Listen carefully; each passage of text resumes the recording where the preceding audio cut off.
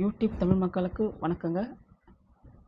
இன்றைய தலைப்பு பார்த்தீங்கன்னா, இப்போ இந்த வீடியோ நான் வந்து 10 முறைக்கு மேலே வந்து கரண்ட் கட் ஆச்சுங்க. 10 முறைக்கு மேலே. அதாவது நான் பேசுகிறேன் டக்குன்னு கட் ஆகுது. கொஞ்சம் ஒரு ஒரு 5 மினிட்ஸ் பேசுகிறேன் கட் ஆகுது. இது மாதிரி 10, 12, 12 முறையாக இருக்கும். ஒரு நைட்டில் நான் இப்போ வீடியோ நான் பேசும்போது இரவு வந்து 11:30 மணிங்க. இதுக்கு 10 வீடியோஸ் மேலே நான் வந்து பேசி நின்றுடுச்சு. எப்படி கேட்டிங்கன்னா, அத்தனை பகலும் இரவும் எந்த நேரம் ஃபுல்லாகவே அந்த கரண்ட்டு கட்டு தாங்க ஆகிட்டே இருக்குது. ஏன் அது என்னன்னு தெரியல. அதாவது இந்த எலெக்ஷன் முடிஞ்சு ரிசல்ட் வந்ததுக்கு அப்புறம் தாங்க அடிக்கடி கரண்ட்டு கட் ஆகிட்டு இருக்கு. எந்த நேரம் எப்போன்னு அறிவிப்பு எதுவுமே கிடையாது. ஏற்கனவே இப்போ வந்திருக்க புதிய ஆட்சி சொல்லியிருக்காங்க, காரணமின்றி கரண்ட்டு கட் பண்ணக்கூடாதுன்னு. அப்படி இருந்தும் பார்த்தீங்கன்னா அடிக்கடி வேணும்னே பண்ணிக்கிட்டே தான் இருக்காங்க. திண்டிவனம், அதாவது நான் இருக்கிறது திண்டிவனம் பகுதியில் எதையுமே வந்து டக்குன்னு வேலை செய்யல. இப்போ ஏன்னா ஒரு பொருள் ஓடிட்டே இருக்குன்னா இந்த மாதிரி டக்குன்னு பீஸ் பிடிங்கிட்டு அப்புறமா திரும்ப உடனே போடுறது. நம்ம போய் ஒரு சுவிட்சை ஆஃப் பண்ணலே தெரியல. திடீர்னு வந்து அவங்க லோ வோல்டேஜோ ஹை வோல்டேஜோ எப்படி வேணாலும் வந்து டக்குன்னு வரும் கரண்ட்டு. இந்த மாதிரி அடிக்கடி இந்த கரண்ட்டு ப்ராப்ளம் பண்ணிக்கிட்டே இருக்காங்க. இது வந்து இந்த மின்துறை அமைச்சர் அவங்க தான் கொஞ்சம் பார்க்கணும். இல்லை வேணும்னே பண்ணுறாங்களான்னு அது நல்லா தெரியுது. ஏன்னா இப்போ இருக்கிற ஆட்சி கலைக்கணுன்றதுக்காக மக்கள்கிட்ட விரோதம் பண்ணுற மாதிரி ஆக்டிங் பண்ணுறாங்க. ஏன்னா அவங்களுக்கு வழி கிடையாது. ஏதாவது வந்து சிலுமிஷை பண்ணணுன்றதுக்காக தான். ஏன்னா நமக்கு வந்து இப்போ விஜய் அவர்களுக்கு முதலமைச்சர் விஜய் அவர்களுக்கு பார்த்திங்கன்னா சுற்றி விரோதிகள் அதிகமாக எங்கெங்கே என்ன எப்படி விதத்தில் ப்ரெஷர் கொடுக்கணும் அதே மாதிரி கொடுத்துட்டு தான் இருக்காங்க. நம்ம நாட்டில் மக்கள் பார்த்துக்கிட்டு தான் இருக்கோம். ஆனால் வந்து இந்த மின் தடை எதுக்காக ஒன்றுமே எனக்கு ஒன்றும் புரியலை. சரி அப்படியே கூட இருந்தாக்கா இரவு இப்போ வெயில் காலம் இரவு நேரத்தில் வந்து ஒரு முறை ஆஃப் பண்ணலாம், இல்லை 2 முறை ஆஃப் பண்ணலாம். தொடர்ச்சியாக ஒரு 5 மினிட்ஸ்க்கு ஒரு வாட்டி எங்கேயாச்சும் நடக்குமா இந்த மாதிரி? அநியாயமாக கட் பண்ணுறானுங்க. அநியாயமாக வந்து இருந்தாலும் எனக்கு வந்து இப்போ கரண்ட் ஆஃபீஸோட நம்பர் இல்லை. இருந்தாலும் நாளைக்கு தான் யார்கிட்டச்சும் கேட்டு தெரிஞ்சு தான் என்ன காரணம்னு கேட்டு தான் நான் வந்து உங்களுக்கு ஒரு பதிவு போடுறேன் பாருங்கள். இல்லை இந்த மாதிரி யார் வேணும்னே செய்கிறா? இது இல்லை. அதாவது மக்கள் தேர்ந்தெடுக்கிற தலைவன் நீங்கள் அதே மாதிரி நல்லது செஞ்சுருந்தீங்கன்னா திரும்ப போட்டிருக்க போகிறாங்க. இந்த மாதிரி கெட்டான்னு வச்சு இந்த மாதிரி வந்து மக்களை துன்புறுத்திக்கிட்டு இருக்கிறது அவ்வளோ சீக்கிரம் இவங்களுக்கு அழிவுகாலம் தான். ஆனால் அந்த மக்கள் என்ன பண்ணிடணும், கொஞ்சம் ஃபுல்லாக ஃபோர்ஸாக போட்டிருந்தாக்கா இந்த மாதிரி இந்த தீய சக்தியில் விரட்டி எடுத்துருக்கலாம். கொஞ்சம் தவறுந்தால இன்றைக்கி வந்து விஜய் தான் இப்போ நமக்காக ஒரு தலைவன் வந்திருக்கான்னா அது மக்கள் புரிஞ்சிக்காமல் பாதி ஓட்டுக்களை சிதற அடித்ததால் காரணம் தான் இன்றைக்கி வந்து நமக்காக ஒரு தலைவன் வந்து நிற்கிறான். அந்த தலைவனை வந்து நமக்கு வந்து துணையாக இருக்க முடியல. இந்த மாதிரி சில்லுவண்டி வேலைலாம் பண்ணுறானுங்க இந்த கட்சிக்காரனும். கரெக்டாக அந்த எலெக்ஷன் முடிஞ்சு ரிசல்ட்டுக்கு அப்புறம் தாங்க திண்டிவனத்தில் அடிக்கடி கரண்ட்டு கட் ஆகுது. அது கேட்குறதுக்கு யாருமே கிடையாது. ஏன்னா இங்கே எப்பயுமே திண்டிவனத்தில் வந்து பார்த்திங்கன்னா ஒன்று அதிமுக இல்லை திமுக இவங்க தான். ஏன்னா வந்து இவங்க 2 பேருமே ஒத்துப்பட்டு வருவாங்க. ஒத்துப்பட்டுனா உன் தப்பை நான் மறைக்கிறேன், ஏன் தப்பை மறைக்கிறேன், நீ அட்ஜஸ்ட் பண்ணி நான் அட்ஜஸ்ட் பண்ணி இந்த மாதிரி தான் இந்த திண்டிவனத்தில் வந்து கள்ள ஓட்டு புழக்கம். இந்த வயதானவர்களை ஓட்டு இருக்கு இல்லைங்களா, தபால் ஓட்டு, அந்த ஓட்டு இது எல்லாமே வந்து பார்த்திங்கன்னா ஒரிஜினலாக இருக்காது. எல்லாமே ஏமாற்று முறையில் தான் இந்த திண்டிவனத்தை பொறுத்து ஜெயிக்குது. நம்ம தேர்ந்தெடுக்கிற தலைவனே என்னடா ஜெயிக்கல நம்ம பார்த்தீங்கன்னா ஒன்றுமே பண்ணவே முடியாது. இங்கே நல்ல ஹெவியாக வந்து கண்காணித்தா மட்டும்தாங்க அடுத்த ஒரு எலெக்ஷனில் ஹெவியாக கண்காணித்தா மட்டும்தாங்க திண்டிவனம் வந்து ஒழுங்காக உருப்படும். இல்லைன்னா இந்த கள்ள ஓட்டோ இல்லை மற்றதை போட்டு கண்டிப்பாக வந்து அவங்க இஷ்டத்தை தான் ஆட்சியை நடத்துவாங்க. இல்லை நம்ம வந்து தாவேக்க தலைவர் நினச்சிட்டு இருப்பார் திண்டிவனத்தில் வந்து நம்ம ஜெயிக்கலைன்னு. அப்படிலாம் இல்லைங்க. இங்கே இருக்கிற வந்து கோஷ்டி வந்து பார்த்திங்கன்னா இப்போ ஒன்றுமே இல்லை.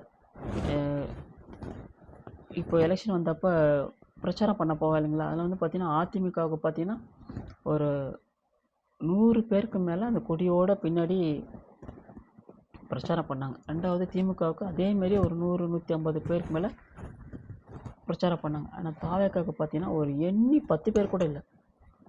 இங்கே நின்று சேகர் தான் நினைக்கிறேன் பேர், திண்டிவனத்தில் நின்று சேகர் தான் நினைக்கிறேன். பார்த்திங்கன்னா ஒரு அட்லீஸ்ட் ஒரு 50 பேருக்காச்சும் கிடைக்கூடாதுங்களா? அதாவது இவனுங்க பணம் வாங்கிக்குது. என்னமோ ஒரு ஊரில் வந்து நம்ம கேள்விப்பட்டிருப்பாங்க பாருங்கள், அதில் என்ன ஒரு ஞாபகம் இல்லை. பணத்தை வாங்குறது வந்து கேமரா வச்சுருப்பாங்க பாருங்கள், பணத்தை வாங்கிக்கிட்டு அங்கே பிரச்சாரமே பண்ணலாம். அதேமாதிரி இந்த ஊர்லேயும் அந்த மாதிரி தான் நினைக்கிறேன். ஏனோ தானே தான் நாங்களே நிற்கிறோம், திருப்பி கூட பார்க்கல. அந்த தாவேக்காவுக்காக நின்ன ஒரு ஆள், ஒரு ஹெவியான ஒரு ஸ்ட்ராங்கான ஒரு ஆள் வந்து நிற்கல. அவன் பணத்தை வாங்கிக்கிட்டா என்னன்னு தெரியல. ஏனோ தானோ தான் இங்கே பிரச்சாரமே நடந்துச்சு. சும்மா ஒரு 10 பேரை கூட்டிகிட்டு சும்மாட்டி பேருக்கு இந்த தெருவு சுற்றிட்டு போனாங்க.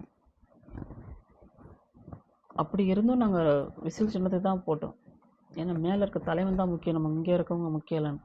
அப்படி இருந்தும் நிறைய பேர் அப்படி தான் போட்டிருக்காங்க. ஆனால் அப்படி இருந்தும் சில 1000 ஓட்டுகளில் வந்து ஜெயிச்ச இப்போ இருக்கிற, அதான் சொல்கிறேன், ஒரு 2 கட்சி, சரி 2 தொகுதி, ஒரு தொகுதி ஜெயிச்சவங்கெல்லாம் அமைச்சர் பதவி, எம்எல்ஏ பதவி, இதெல்லாம் என்ன கொடுமை! பல கோடி வேறு பரிமாற்றம்.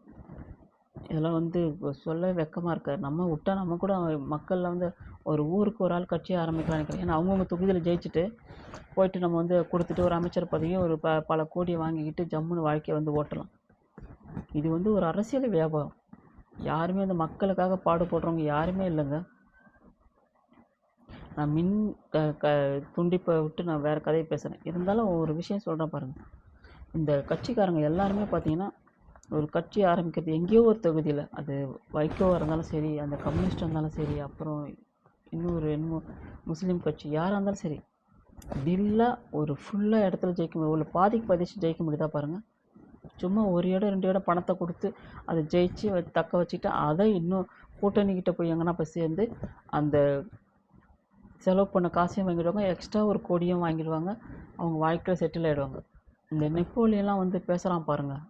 அவன் எப்படிங்க அவ்வளோ கோடி, ஒரு அமெரிக்காவில் போயிட்டு அவன் பல கோடிக்கு ஒரு நடிகை, அவன் சாதாரண ஒரு நடிகன், அவ்வளோ படங்கள் கூட நடிக்கலை.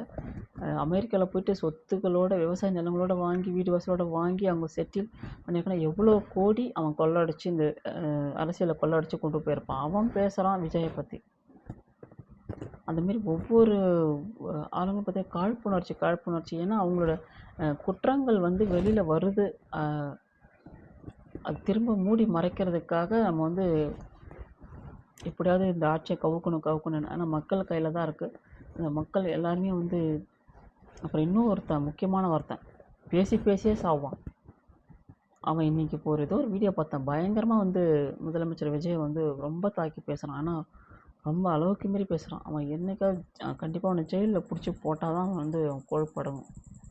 ஃபுல்லாக குடிச்சிட்டு நல்லா பேசுகிறான். அதை கேட்குறதுக்கு ஒரு மானங்கட்ட கூட்டம் வந்து உட்காருது பாரு. அவன் பேசுறதுலாம் மானங்கட்ட கூட்டம் உட்காருது. அவன்லாம் ஒரு ஆள், ஒரு நடிகைக்கிட்ட பல வருஷம் வாழ்ந்துட்டு அப்புறம் ஒரு பொண்ணை கட்டிக்கிட்டு அவன்லாம் வந்து மைக்கு பிடிச்சி வெளியில் பேசுகிறான். அவன் பேச்சை கேட்கறதுக்கு ஒரு கூட்டம் இருக்குது பாருங்கள். இதுதாங்க ஒரு மானங்கட்ட ஒரு தமிழ்நாடு. அவனே ஒரு கிறிஸ்டின்னு, அவன் வந்து இன்னொருத்தங்களும் வந்து பேசிகிட்டு இருக்கான். ஏதோ ஒருத்தன் வந்திருக்கான், தமிழன் வந்து எல்லாருக்கும் தைரியம் இல்லாதவனுக்கு தமிழனுங்க. சரி, யாரோ ஒருத்தவங்க வர்றாங்க, நமக்கு நல்லது செய்கிறானா என்னென்னு ஒரு 5 வருஷம் பொறுத்து பார்க்கணும். அதுக்குள்ளே பாருங்கள், இந்த கரண்ட்டை கட் பண்ணிக்கின்னு அதை கட் பண்ணி இதை கட் பண்ணி என்னென்ன அட்டகாசம் பண்ணுறான்னு பாருங்கள் இந்த உலகத்தில். ஏன்னா ஒரு சின்ன பிள்ளைகளுக்கு பண்ணுற மாதிரி பண்ணிட்டு இருக்காங்க இந்த கட்சிக்காரனுங்க. ஏன்னா இந்த ஆட்சியை வந்து சரியில்லை சொல்லிட்டு எல்லோரும் மக்கள் போராடணும், தெருவுக்கு வரணும், அவங்க விஜய்க்கு ப்ரெஷர் கொடுக்கணும். இப்படிலாம் ஒரு ஜென்மங்கள் வந்து நடக்குது. என்னங்க ஒரு 5 நிமிஷம் கூட சரி, என்றைக்கோ ஒரு நாள் ஒரு பிரச்சனை இருக்கலாம், ரிப்பேர் ஆகலாம், ஏன்னா ஒன்று நடக்கலாம். ஆனால் வந்து தொடர்ச்சி அங்கே எலெக்ஷன் முடிஞ்ச அந்த ஓட்டு எண்ணதுலேருந்து இது வரலும் ஒரு 500 600 முறைக்கு மேலே கட் பண்ணியிருக்காங்க. இவ்வளோ செல்லுவண்டி பண்ணிகிட்டு இருக்கானுங்க. அதாவது மக்கள் எல்லாம் போராடணும், இது பண்ணணும், அதை எதிர்ப்பு தெரிவிக்கணும், ஆட்சியை சீக்கிரமாக கலைக்கணும் அப்படின்னு என்னென்ன ஐடியா. இப்போ எவ்வளோ விஷயம், ஒரு இடத்துல வணிக வளத்தை கொளுத்துறானுங்க, பீஸ் கேரியர் பிடுங்குறானுங்க, என்னென்னமோ பண்ணிகிட்டு இருக்காங்க. ஆனால் மக்களை கொஞ்சம் விழிப்புணர்வோடு இருந்தால் மட்டும்தான் நம்மளை தற்காத்துக்க முடியும். அந்த தீய சக்தியில் ஒழிஞ்சது அதோடு ஒழிச்சிடணும். இதுக்கு மேலே அவங்க வெளியில் வரக்கூடாது. இதுக்கு மேலே ஓட்டே வந்து மக்கள் யாருமே போடக்கூடாதுங்க. இந்த மாதிரி அக்குறம் பண்ணிகிட்டு இருக்கானுங்க. நம்ம புதுசாக அந்த கட்சியில் நம்ம என்னங்க பண்ண முடியும்? எவ்வளோ ஓட்டுகள், நம்ம ஓட்டால் தான் அவனுங்க வந்து கொழுத்து பல கோடிகள் வச்சுருக்கானுங்க. ஒவ்வொருத்தரும் அப்படி வாழ்க்கையில் செட்டில் ஆனவனுங்க. இப்போ என்ன அவனுங்கெல்லாம் வந்து எல்லாரும் சேர்ந்து இப்போ விஜய் வந்து நெருக்கிறது என்ன காரணம்? அவனுங்களோட ஊழல், அவனுங்களை செஞ்ச தவறுகள் எல்லாமே திரும்ப வெளியே வந்துட போகுதுன்ற ஒரு பய உணர்வு. ஆட்சி கலைச்சி நம்ம பழையபடி நம்மளோட விஷயங்களை மூடி மறைச்சிக்கிட்டு வாழலான்ற ஒரு விஷயம் தாங்க. இப்போ அவனுக்கிட்ட எல்லா அரசியல்வாதிக்கிட்டும் பணம் செட்டில் ஆகிற அளவுக்கு இருக்குது, அவங்க உட்காந்தத்துல சாப்பிட்ற அளவுக்கு இருக்குது. ஆனால் அவங்க மேலே இருக்கிற ஊழல்களும் தவறுகளும் வெளியில் வந்துட போகுதுன்ற பயத்தாலேயே இப்போ வந்து எல்லாருமே உக்கரமாக இருக்கானுங்க. விஜய் மேலே எல்லாமே வந்து கருவிட்டு இருக்கானுங்க. இது எப்படி ஆண்டவன் வச்சு, இது மக்களால் மட்டும்தான் இதெல்லாம் சரி பண்ண முடியும். அதனால் ஒவ்வொரு ஊரில் இருக்கிற மக்களும் புரிஞ்சுக்கிட்டு யார் நல்லவன் கெட்டவன்ன்ற மக்கள் புரிஞ்சுக்க. இந்த சாதாரண பிரெயின் வாஷ்லாம் நம்ம வந்து இதுக்கு மேலே மயங்கக்கூடாது. இது நமக்கே தெரியும் யார் நல்லா. இப்போ வந்த ஒரு 10-15 நாள் நல்லா தான் இருக்குது ஆட்சி. இதேமாரி கொண்டு போனால் நல்லாயிருக்கும். அதேமாதிரி நான் எங்கன்னா ஒரு தாலுக்கா ஆஃபீஸ் போனால் கூட சரிங்க, ஒரு 100, 200, 500 இப்படி கொடுத்தா தாங்க ஒரு வேலையாகுது. மணிகாருக்கு 100 கொடுக்கணும், ஆராய்க்கு 100 கொடுக்கணும், தலாரிக்கு 100 கொடுக்கணும். இந்த மாதிரி எந்த ஒரு கையெழுத்து போனால் கூட பணத்தை கொடுத்து தாங்க போயின்ட்டுருக்கோம். அதேமாதிரி இது எல்லாமே ஒழிக்கணும். நம்மளோட சம்பாதிக்கிற பணம் நமக்கு மட்டும்தான் செலவு செய்கிற மாதிரி இருக்கணும். தேவையில்லாத ஒரு அரசாங்கம் நம்மளோட வரி பணத்தில் இயங்குது. அப்படின்ற பட்சத்தில் வந்து நம்மளோட பணத்தை வந்து எக்ஸ்ட்ரா யாருக்கும் நம்ம கொடுக்கக்கூடாது. அதுமாரி நமக்கு நல்ல ஆட்சி கொடுக்குற இந்த விஜய் ஆட்சி நமக்கு இருக்கும். ஊழல் இல்லாத ஆட்சி நமக்கு தரும். இந்த தீய சக்தி நம்ம அடியோடு ஒழிக்கணும். வரும் இடைத்தேர்தலாக இருக்கும் சரி, அடுத்த ஒரு தேர்தலாக தான் சரி, நம்மளை வந்து கண்டிப்பாக வந்து ஒழிக்கணும் என்று தான் என்னோடய வேண்டுதல். இப்போ நான் பேசுகிற இந்த வீடியோவை நான் வந்து 2 மணி நேரமாக பேசுகிறேன், கட் ஆகுது. 2 மணி நேரம் பேசாத கட் ஆகுது. ஏன்னா கரண்ட்டு ஒய்ஃபை இல்லாமல் என்ன பண்ண முடியாது. அத்தனை முறை வந்து ஒரு 10-15 முறைக்கு மேலே கட் பண்ணியிருக்காங்க அவங்க இந்த டைமில் மட்டும். மணி இப்போ நான் இந்த வீடியோ பேசுகிறது நான் 9 மணிக்கு உட்காந்தேன். இப்போ கரெக்டாக வந்து மணி 11:30 மணி. 2.5 மணி நேரமாக நான் ஒரே இடத்துல உட்காந்துருக்குறேன் இந்த வீடியோ பேசுறதுக்காக. ஆனால் பார்த்தா இவ்வளோ கரண்ட்டை கட் பண்ணி போட்டுருக்காங்க. என்ன தான் ரிப்பேராக இருந்தாலும் இத்தனை வாட்டி அங்கே கட் பண்ணுவாங்க. ஒவ்வொரு நாளும் பகலில் எந்த நேரம் தெரியாது, நைட்டில் எந்த நேரம் தெரியாது. சரிங்க மக்களே, தயவு செஞ்சு அடுத்த ஒரு இடைத்தேர்தலும் சரி, அடுத்த ஒரு எலெக்ஷனாக தான் சரி, பார்த்து வந்து நீங்கள் ஓட்டு போடுங்க. ஏன்னா நம்ம தலைவனை உட்கார வைக்கிறது நம்ம கையில் தான் இருக்குது. இந்த கண்ட தீய சக்தி கையெல்லாம் நம்ம போட்டுட்டு உட்காந்துருக்கோம். ஒரு தொகுதி ஜெயிச்சோம், 2 தொகுதி ஜெயிச்சோம்லாம் அமைச்சராக இருந்தால் வேஸ்ட்டு. அப்போ வந்து 100 தொகுதி ஜெயிச்சவன்லாம் என்ன மரியாதை இருக்குது? அதாவது வியாபார தந்திரம். வியாபாரிகள் இந்த அரசியல்வாதி ஃபுல்லாகவே வியாபாரிகள். அதில் எவன் நல்லவன் கெட்டவன் சொல்லிட்டு பார்த்து போடுங்க மக்களே. நம்மளோட மாற்றங்கள் நமக்கு வரணும். நம்மளோட பாதுகாப்பு, பெண்கள் பாதுகாப்பு இருக்கணும். நம்மளோட இளைஞர்கள் எல்லாமே போதை பழக்கத்துலேருந்து வெளியே வரணும். இந்த மாதிரி நல்ல விஷயங்கள் எல்லாமே நடக்கணும்னா இந்த ஆட்சிக்கு 5 வருடம் நம்ம சப்போர்ட்டாக எல்லா மக்களும் துணை இருக்கணும். அப்போ தான் என்னோடய கோரிக்கை. நன்றி, வணக்கம்.